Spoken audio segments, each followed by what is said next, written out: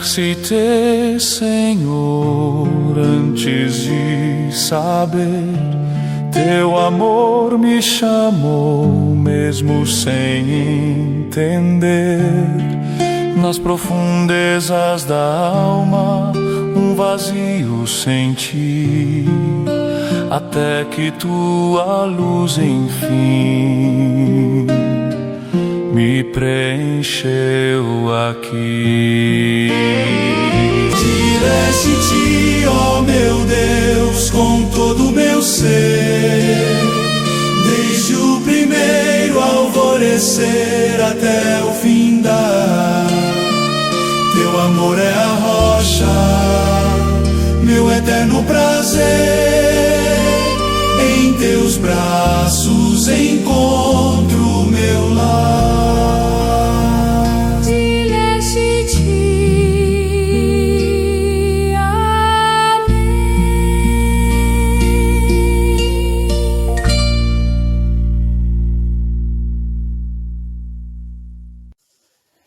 Irmãos e irmãs, paz e bem, iniciemos a nossa reflexão em nome do Pai, do Filho e do Espírito Santo. Amém. Ao longo da história da Igreja, os padres e os primeiros mestres da fé reconheceram que o pobre é um lugar teológico, um espaço privilegiado onde Deus se revela e onde o Evangelho se torna visível. Eles não olharam a caridade como um simples gesto de bondade, mas como a expressão concreta da fé no Cristo encarnado. Para eles, o cuidado dos necessitados não era opcional, mas parte fundamental da identidade cristã. Na reflexão de hoje, somos chamados a beber dessa tradição viva, que nos recorda que a Igreja nasceu como mãe dos pobres, lugar de defesa, acolhida e justiça. Os testemunhos de Inácio de Antioquia, Policarpo, Justino, nos mostram que desde o início a fé e a caridade caminhavam indissoluvelmente unidas e que o culto a Deus nunca esteve separado do cuidado aos que sofrem. Que esta memória nos ajude a renovar nossa vocação de sermos uma igreja que espelha o coração misericordioso de Cristo. Façamos então nossa oração inicial.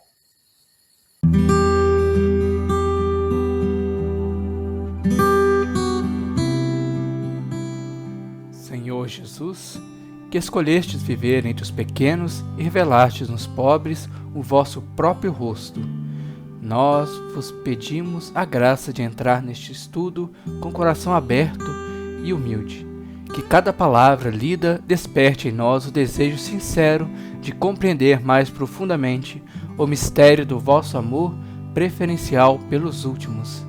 Livrai-nos de toda indiferença e fazei-nos atentos ao vosso Espírito, que sempre conduz a Igreja pelo caminho da compaixão e da justiça. Deus de misericórdia, ao meditarmos sobre a vida dos santos, dos padres da Igreja e das comunidades cristãs que fizeram dos pobres o verdadeiro tesouro da Igreja, iluminai nossa mente para acolher a força deste testemunho, que possamos perceber como a fé se torna viva quando toca a carne ferida dos irmãos, e como a caridade não é acessório da fé, mas sua expressão mais autêntica. Tornai-nos dóceis para reconhecer a vossa presença nos que sofrem e para aprender deles o Evangelho vivo. Espírito Santo, vinde purificar nossas intenções e renovar em nós o ardor missionário.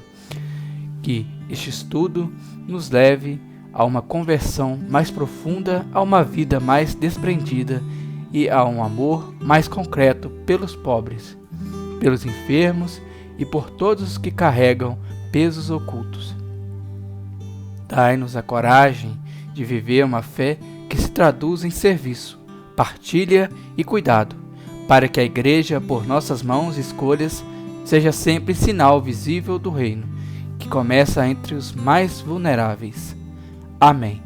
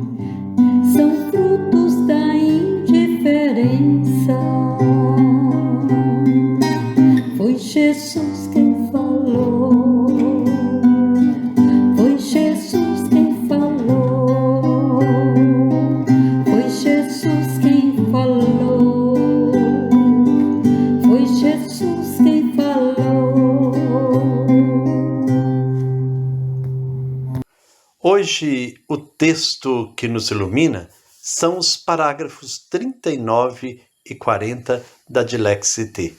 Vamos ouvir com muita atenção. Os padres da Igreja e os pobres.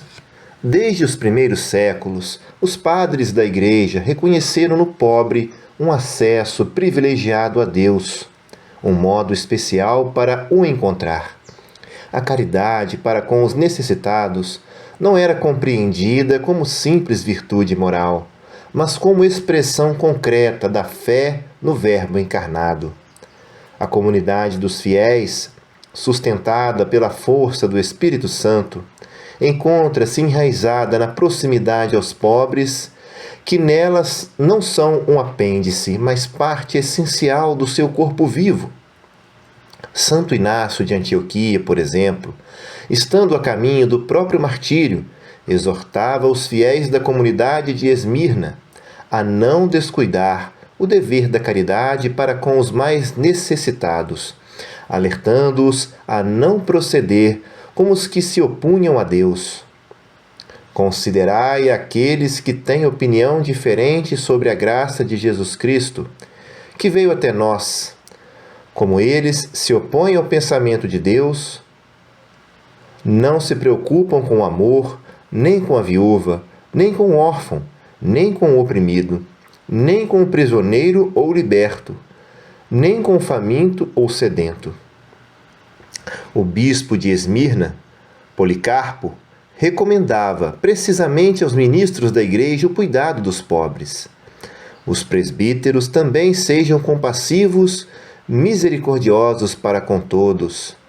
Tragam de volta os desgarrados, visitem todos os doentes, não descuidem a viúva, o órfão e o pobre, mas sejam sempre solícitos no bem diante de Deus e dos homens, dizia ele. A partir destes dois testemunhos, constatamos que a Igreja aparece como mãe dos pobres, lugar de acolhimento e justiça. São Justino, por sua vez, na sua primeira apologia, dirigida ao imperador Adriano, ao Senado e ao povo romano, explicava-lhes que os cristãos levavam aos necessitados tudo o que podiam, porque viam neles irmãos em Cristo.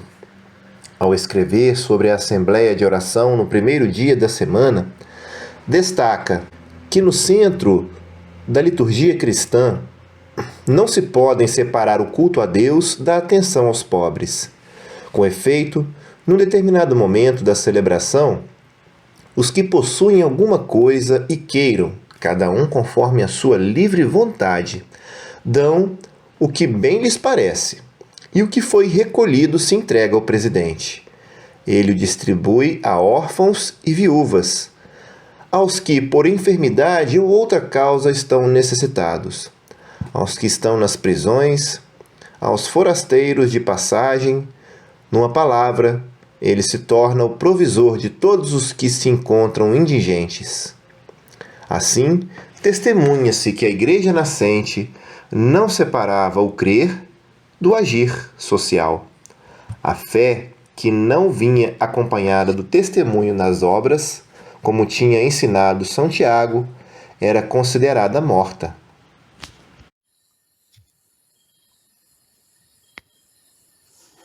Os padres da Igreja foram mestres que interpretaram o Evangelho para as comunidades cristãs de seu tempo. Suas palavras e exemplos revelam um profundo enraizamento no mistério da encarnação. Se Deus se fez pobre, então o caminho para encontrá-lo passa necessariamente pelo rosto dos pequenos e sofredores. Por isso, para eles a caridade não era um adorno moral, mas a forma concreta da fé. Inácio de Antioquia, caminhando para o martírio, mostra a radicalidade desse compromisso. Mesmo prestes a entregar a vida, sua preocupação é advertir contra a indiferença. Ele vê a falta de amor como oposição à graça de Cristo. Assim, a caridade nasce de uma compreensão profunda da fé. Não é apenas fazer o bem, mas permanecer em comunhão com Deus. Já Policarpo aprofunda essa visão, lembrando aos presbíteros que a misericórdia deve marcar cada gesto pastoral.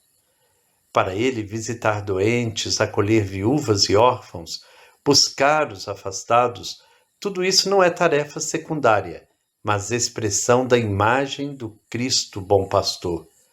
Os pobres, portanto, não eram objeto de compaixão eventual, mas parte constitutiva da identidade da Igreja. A partir desses testemunhos, a Igreja se compreende como mãe dos pobres, mãe que acolhe, cura, defende e promove. A maternidade espiritual não é romântica, exige disposição de tocar as feridas do mundo, de enfrentar injustiças, de abrir espaço para quem não tem lugar. Assim se desenha a comunhão dos primeiros séculos. São Justino acrescenta outra dimensão, a inseparabilidade entre liturgia e caridade. Na Assembleia Dominical, o culto e a solidariedade formavam um único ato. Adorar a Deus significava também sustentar viúvas, enfermos, presos e forasteiros. A Eucaristia se prolongava imediatamente na partilha. O gesto dos primeiros cristãos, ofertar o que podiam com liberdade e alegria, revela uma compreensão madura da fé. Não davam porque sobrava, mas porque reconheciam nos pobres um irmão e, portanto, parte do mesmo corpo. A solidariedade não era assistencialismo, mas comunhão. A figura do presidente que distribuía as ofertas lembra que a Igreja estrutura sua vida não para acumular, mas para servir. Os bens tinham sempre destino, os necessitados. Isso revela uma organização eclesial profundamente marcada pela justiça e pelo cuidado social. A leitura conjunta desses testemunhos mostra que, desde o início, a fé cristã rejeitou qualquer forma de espiritualidade desencarnada. A fé sem obras, como diz São Tiago, era vista como morta.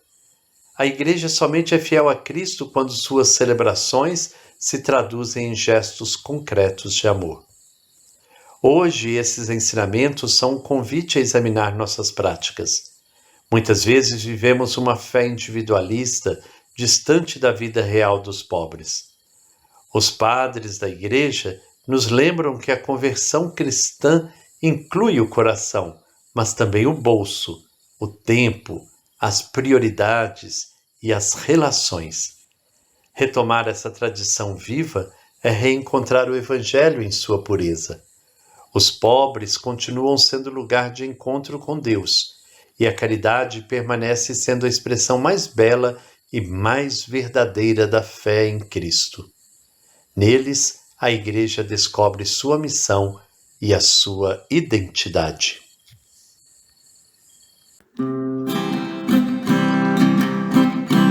É por causa do meu povo machucado que acredito em religião libertadora. É por causa de Jesus ressuscitado que acredito em religião libertadora. Na reflexão de hoje, o Papa Leão recorda que desde os primeiros séculos da fé cristã, os padres da Igreja reconheceram que o pobre não é apenas destinatário da caridade, mas um lugar teológico, um espaço concreto de encontro com Deus. No conceito cristão, a caridade não é filantropia, ela é cristologia vivida, é fé encarnada. Por isso, uma igreja desligada dos pobres desvia o sacramento da presença de Cristo na história. O ministério ordenado desde as origens não é apenas sacramental, mas também pastoral e social. Para Policarpo, é incoerente uma igreja que celebra liturgias perfeitas e ignora o sofrimento do povo. A igreja é mãe dos pobres, é casa de justiça, é lugar de acolhida e cuidado. Isso não é idealismo, mas prática concreta desde o primeiro século. Por sua vez, São Justino mostra que o culto cristão sempre teve consequências sociais. Quem comunga o corpo de Cristo deve cuidar dos membros mais fracos deste mesmo corpo. Não havia separação entre altar e vida, entre fé e prática, entre liturgia e serviço. E o que a Igreja tem a reaprender com tudo isso? Ao retomar a tradição da Igreja primitiva, Papa Leão nos desafia a reconhecer que o pobre não é tema pastoral ou caso social. Ele é sacramento vivo de Cristo. É prova da autenticidade, da fé, é chave para ler o Evangelho e fundamento da missão evangelizadora. Se nossas liturgias não geram compromisso com os excluídos, elas não expressam o culto que Deus deseja. Isso está em Isaías, no capítulo 1, versos 10 ao 17, e também no livro do profeta Amós, capítulo 5, versos 21 a 24. Na oração de hoje, peçamos a Deus a graça de uma fé que se torne serviço, que nossas liturgias se traduzam em justiça e que nossa Igreja seja mais sensível às dores e sofrimento dos pobres.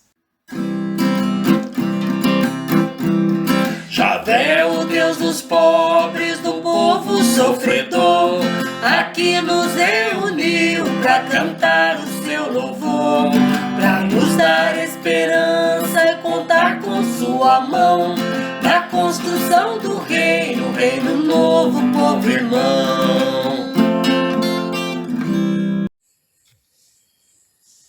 Que os padres da Igreja nos inspirem a renovar nossa vocação de ser uma comunidade que une fé e caridade, culto e solidariedade, espiritualidade e compromisso. Onde houver um pobre, cuidado com amor, ali a Igreja reencontra sua própria alma. Rezemos então a nossa oração final. Senhor Jesus, que vos revelais no rosto dos pequenos e preferis a companhia dos pobres, despertai em nós o mesmo olhar dos primeiros mestres da Igreja. Que a sabedoria dos padres da Igreja ilumine nosso caminho e renove nossa forma de viver o Evangelho. Concedei-nos um coração compassivo, capaz de unir oração e serviço, celebração e solidariedade. Que nossas comunidades sejam sinais vivos de acolhida, justiça e partilha, como a vossa Igreja nascente soube ser. Acompanhai-nos, Senhor, para que, alimentados pela vossa palavra e pela vossa Eucaristia, saibamos reconhecer nos pobres a vossa presença e servir-vos com alegria e fidelidade. Amém. Que o Senhor Deus de amor e bondade nos abençoe. Em nome do Pai, do Filho e do Espírito Santo. Amém. Paz e bem.